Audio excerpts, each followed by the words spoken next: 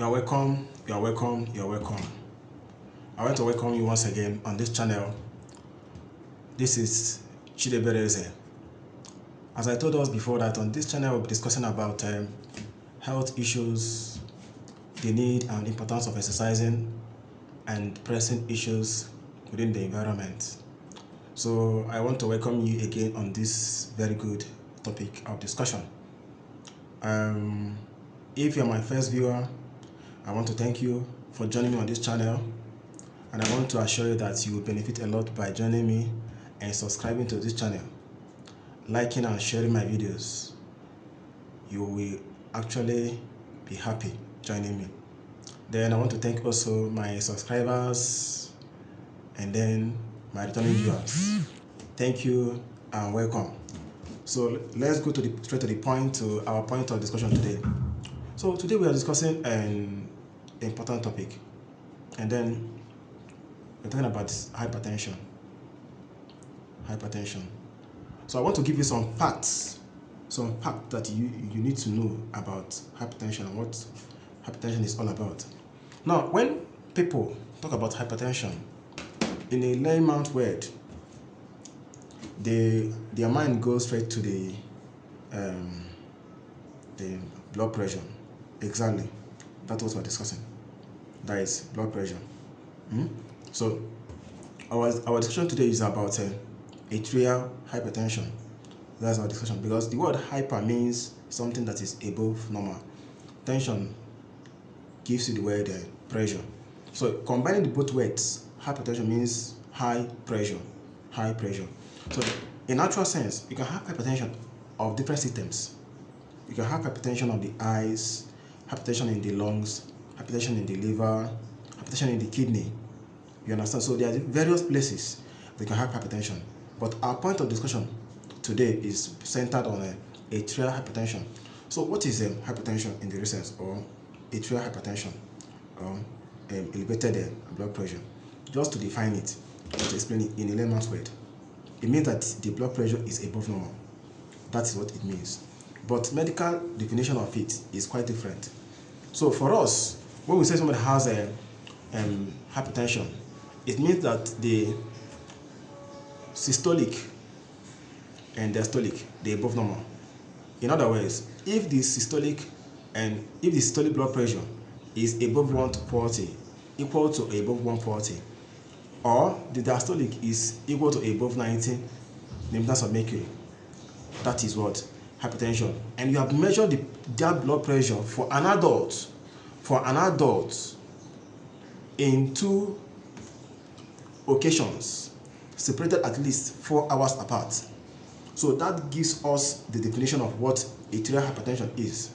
So having gotten the point of our discussion today, so we have known what we want to talk about. So we're talking about some facts you should know about hypertension. So some facts you should know about hypertension. So we have 2 facts we have to discuss today. One fact is to, number 1, give you the meaning of what the word hypertension or atrial hypertension. Now, having understood the fact, the second fact you have to know is who is at risk of developing this thing we're talking about. Who can develop hypertension? Who can develop it? And then what can we do about this hypertension? Because it is common.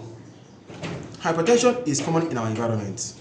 It doesn't matter whether you are young, whether you are whether you are an adult. It's everywhere. It doesn't matter whether you are rich, whether you are poor. Some people say hypertension is for rich people. It is not. Some say hypertension is for poor people. It is not. Some say hypertension is for this. No. Hypertension can happen to anybody. Anybody can develop hypertension. But who is at risk of developing it? Having defined what hypertension is, let's go now. Now, number 1 person that is at risk of developing hypertension is a black person. Your race defines whether you are going to have hypertension or not.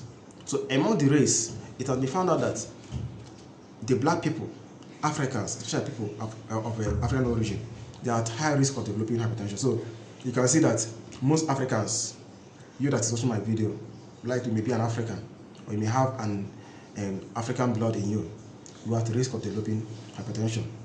So this is a risk factor, and it is non-modifiable risk factor. So you cannot change it. You cannot change your race. Do you understand? So this video is for you.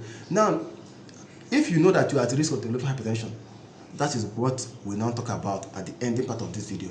So you have to follow me as we go on in this discussion. Now, the second point is, what is your sex? What is your sex? It has been found that male sex is a predisposing factor. A predisposing factor for developing hypertension. So people that are of male sex, males, they are at higher risk of developing hypertension. Why? We don't know. You understand? Research is still going on. Why? But males are at more risk of developing hypertension.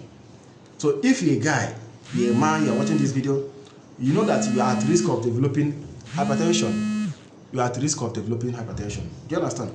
Now, what is the other factors, or what are the other factors that you may have that would predispose you or make you to be at risk of developing hypertension?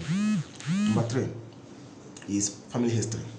If any of your family members, especially your first family relatives, your father, your mother, any of your siblings, your first blood, if any of them has a hypertension, you are also at risk of developing hypertension. And these are non-modifiable factors. So you see, your race, your sex, your family history. You cannot change your family history. You cannot change your family history. So if you know that any of your family members has hypertension or has had it, now that should tell you that, guy, I'm at risk of developing hypertension. Do you understand? I am at risk of developing hypertension. So these are factors that you must have in mind so that you know that you are at risk of developing hypertension. What are the other things? Obesity. People that are obese, obesity is a non-factor, a non-risk factor of developing hypertension. So hypertension is found more in people that are obese. The other factors are sedentary lifestyle. One of my videos, I was talking about stress is not exercise. And in one of my videos, I was talking about natural ways of preventing and treating diabetes. Sedentary lifestyle is a high risk factor of developing hypertension. So people going to church, they must be in their vehicle, going to farm, going to school, vehicle, this and that. Sometimes you can't even walk. So I was giving suggestion and I was advising that we should at least take a walk or make an exercise, aerobic exercise, at least 1 hour in a week. That is 60 minutes in a week. So out of your 24 hours, times by 7, just bring 24 hours out of it and exercise, so that you can prevent yourself from having or developing hypertension. So obesity, sedentary lifestyle, then you may have other diseases which if you have inside of you, you are at risk of developing hypertension. But those diseases and those discussions, they above this our video. The essence of this video is just to enlighten us. Then another thing that if you have or if you are doing, you are also at risk of developing hypertension is if you are taking some drugs. For instance, you are going to the hospital and the doctor has prescribed the prednisolone for you. Prednisolone, that is cortisol containing medication. Maybe you have a rash or stuff. Then you are taking it, the rash stops. You get, then you want to continue taking it. You are going to predispose yourself to developing atrial hypertension as well as ocular hypertension, which is glaucoma. Do you understand? Now, these are things, and sometimes some people may want to be taking some medications to build their muscle, some drugs to build their muscle. Some of those drugs can also predispose you to having hypertension. So if you know anything that can cause you to have any of these factors, obesity, anything that can lead you to have obesity can also lead you to have hypertension. Then your dieting, some after eating food they must add salt in it. After cooking food they must add salt. In short, after eating they will have to add more salt so that it will taste be salty before they can eat. You understand? So excessive salt intake is also a risk factor of its own dieting. But this way you can change it. Now, what can we do? Let's rush it. What can we do? What you should do is this. Go on regular checkup. Don't say I don't have hypertension, especially if you are of an African origin.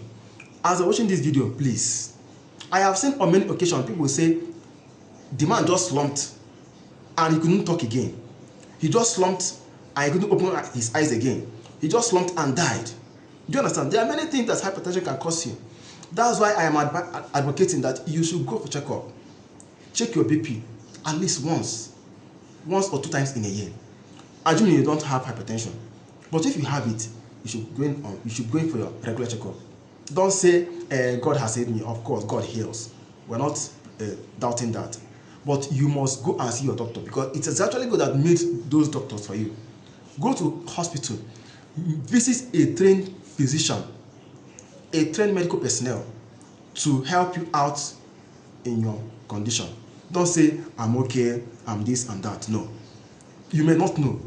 Your BP may be 200 and something, which is very, very high. Do you understand? So this video is for you. Kindly, I want to thank you for watching this video, because of other things we have to talk about today. I want to thank you for watching this video. And then I wish if you can share this video, like this video. Then if you have any question, there is a comment box. Drop it there. I'll answer your questions. You can also visit my Facebook page, the same Chidebere. Ask your questions there.